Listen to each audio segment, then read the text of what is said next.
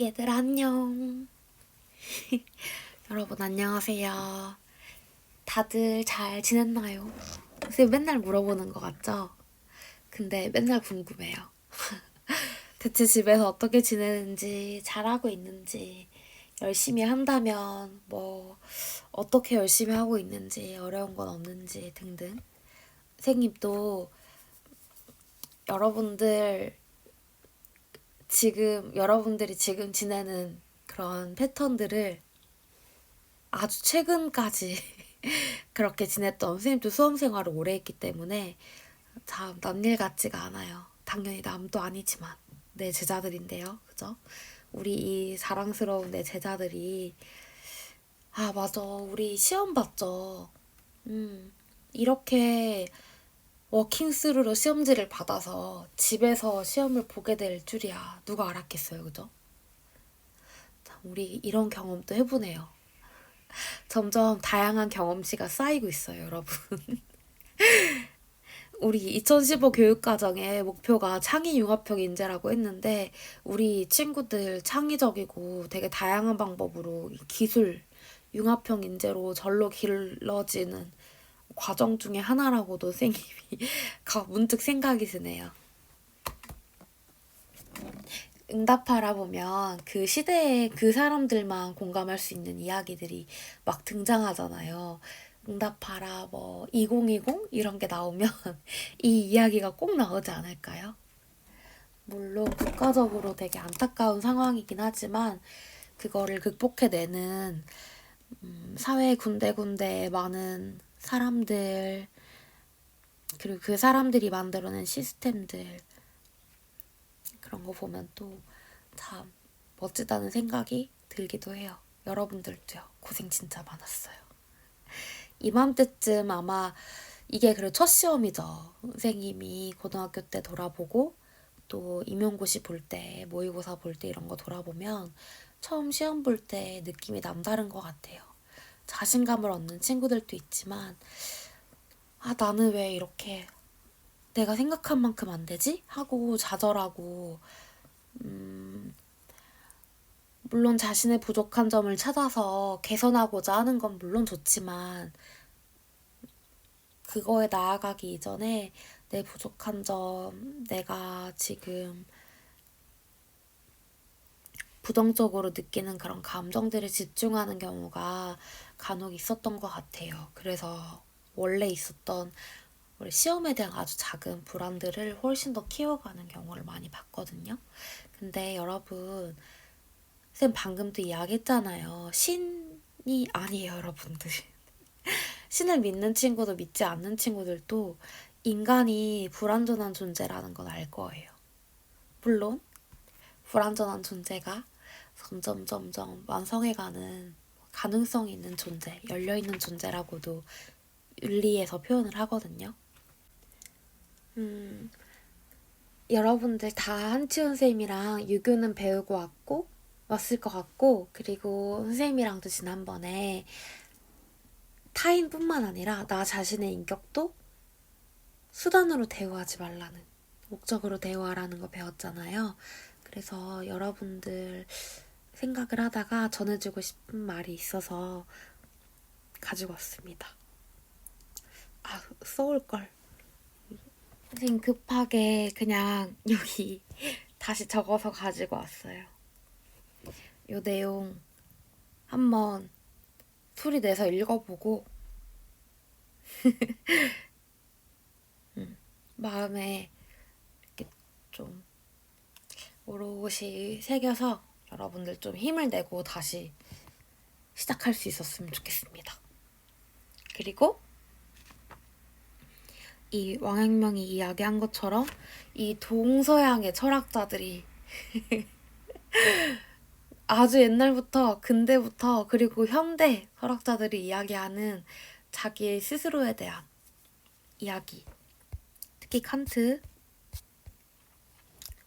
우리 지난 시간에 배웠던 게 의무론, 공리주의, 덕윤리 중에 의무론이었고 칸트였죠. 칸트가 이야기했던 선생님 방금 얘기한 게 어떤 거예요? 여기 요 정식이에요. 여러분들 스스로를 수단과 동시에 목적으로 대하라는 거. 나는 나 스스로를 어떤 수단으로 여기고 있는지, 수단으로만 여겨서 힘들어하지 않았는지 한번 돌아보고 나 스스로를 나 스스로 아니면 누가 또 해주겠어요, 그죠? 나 뭐 잘하고 있다. 내가 가지고 있는 가치는 이런 거다. 내가 더 나아질 수 있는 건 이런 부분이다. 그죠? 부족한 게 있으면 그만큼 메꿀 수 있는 게 있는 거예요. 그러니까 용기를 내고 해봅시다. 그리고 지난 시간에 했던 거 한번 돌아볼까요? 뭔가 쑥스러워서 선생님 급하게 넘어왔는데요. 여기 의무론 배웠죠? 의무론은 윤리적 판단을 어떻게 해요? 그렇죠. 행위 그 자체가 의무를 지켰는지 의무를 지키지 않았는지 결과를 따지지 않죠. 결과 따지지 않고 의무를 따랐는가를 윤리적 기준으로 봅니다. 의무 따랐나? 그러면 거기서 제일 중요한 사람은 칸트였고 그 다음이 자연법이었는데요. 칸트는 그 의무를 따랐냐라고 했을 때 그 의무가 곧 도덕 법칙이라고 했어요. 근데 이 도덕 법칙은 어떠한 형태를 지녀요? 그렇죠. 정언명령의 형태를 지닙니다.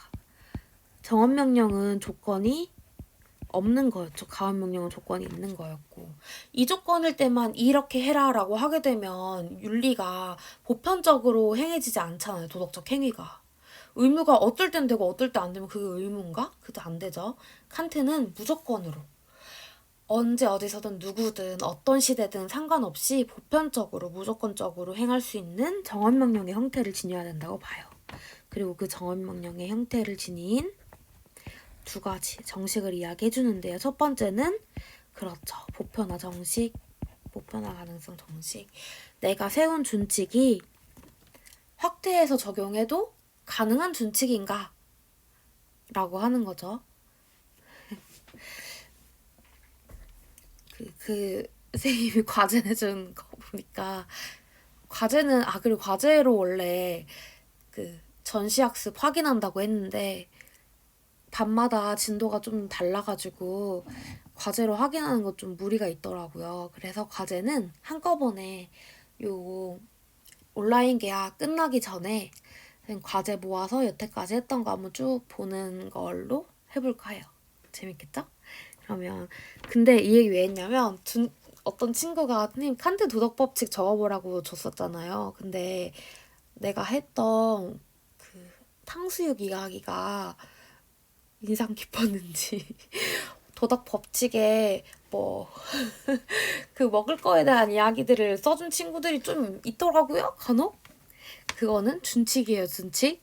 그래서 확대 적용 가능한지 가능하면 일단 첫 번째 통과. 그리고 두 번째 인간 존엄성 정식이죠. 와 여러분들 다 맞추고 있죠? 아주 이제 선생님 이제 윤리를 좀 반짝반짝 띈다, 눈에 띈다 하는 친구들을 내가 윤리요정이라고 부르는데 집에서 다들 윤리요정으로 크고 있는지 궁금하네요. 선생님이 들을 수 있게 학교에서도 들리게 한번 대답을 잘 하면서 들어보세요. 인간 존엄성 정식이죠. 이거는 조금 전에도 얘기했듯이 나든 남이든 우리 모두 인격을 어떻게 수단적으로 여기지 말고 목적으로 내재적 가치를 가진 존재로 봐야 된다라고 했죠. 이것까지 통과하면 내가 세운 준칙이 도덕 법칙이 되고 그 의무를 따라야 되는 거예요.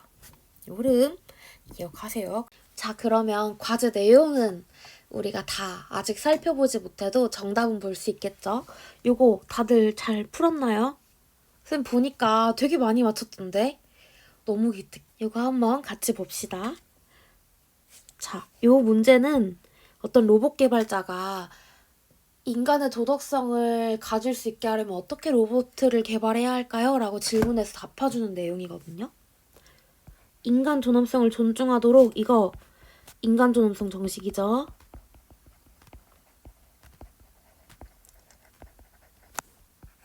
정답. 쾌락의 총량을 최대화하도록 이거 오늘 배울 내용 같죠? 이거는 아닙니다. 공리주의예요. 생명 그 자체의 존엄성을 존중하세요. 요것도 맞겠죠. 그 자체의 존엄성, 인간의. 그리고 보편적 입법의 원리에 따라 이거 좀 어렵다고 느낀 친구들 있었을 텐데, 보편적 입법. 내가 세운 준칙이 보편적으로 정말 법을 세워줄 수 있도록 모든 사람이 이 상황에 이렇게 해라 라고 해도 되는 건가요? 이거 뭐죠? 그죠? 보편화 정식이죠. 이것도 정답. 사회적으로 칭찬과 인정, 결과 따지면 안 돼요. 얘도 마찬가지로 행위 결과를 고려하지 않고 의무의식에 따라, 맞죠? 의무를 지켜야 되는 거. 동정심과 같은 자연적 경향성? 아니죠. 의무의식, 실천이성, 도덕법칙에 대한 존경심, 도덕법칙 등등 이러한 것들에 대해서 따라야 되죠. 자연적 경향성, 감정, 욕구 이런 거는 흔들려요. 변화하고요. 고정되어 있지 않아요. 그래서 안 됩니다. 주인의 고통에 공감하는 정서도 자연적 경향성이겠죠. 그래서 정답은 인간 존엄성 존중, 생명 그 자체 존중, 보편적 입법, 행위 결과 고려하지 않고 의무의식에 따라 행동하는 거. 요렇게가 정답입니다. 다들 확인했죠? 네. 그리고 자연법은 우리 말 그대로 자연스러운 거, 내추럴이었죠. 당연히 언제 어디서든 지켜야 하는 거 뭐가 있을까요? 여기. 그지? 기본 원리. 선을 추구하고 악을 피하라. 이거 미래에도 변할까요? 우주인들도 변할까요? 아니죠. 그죠? 아마 우주에서도 내추럴한 것 같아요. 그러면 쌤 그 외에 아퀴나스에서 좀 알아두라고 했던 건데요. 신이 이야기하는 건 영원법인데 우리가 신의 뜻을 어떻게 다 받아들이고 따르고 다 이해하겠어요. 그죠? 인간의 이성으로는 받아들이는데 한계가 있어. 근데 그 이성으로 받아들인 것이 자연법이었어. 그리고 이 신이 우리를 만드셨잖아요. 그죠? 근데 우리가 그 타고 태어난 자연적인 성향이 곧 우리가 지켜야 할 것과도 연결돼 있을 수 있어. 그 자연적 성향에 연결된 거 일단 볼까요? 첫 번째, 너희 누구나 다 자기 보존하려고 하죠. 그렇지 않은 사람 없죠. 아프면 약 먹고 위험한 일 있을 때 하고 피하고 나 스스로를 보존하고자 하는 거. 두 번째, 밥 먹고 그런 거 다 포함되죠. 두 번째, 여러분 이게 없다면 인류는 존재 못해요. 성욕 관련된 거, 가정을 이루고 아이를 낳고 종족 보존. 그리고 마지막으로 선생님 저 이거 자연적 성향 아닌 것 같은데요 라고 하겠지만 아니 여러분들 하루를 돌아봐요. 지금 이렇게 수많은 강의를 듣고 공부를 하지 않습니까? 그죠? 이거 제 의사 아닌데요 하는 친구들도 게임을 할 때도 게임을 위해서 내가 그거를 학습을 하죠. 여러분들이 지금 배우고 있는 모든 과목, 유튜브를 통해서 살펴보는 다른 모습들 이런 거 다 사회에 대한 어떠한 게 정말 진리일까? 그거를 파악하는 과정이에요. 그렇죠. 그래서 이렇게 세 가지가 이 아퀴나스가 말한 자연법 세부 내용이었어요.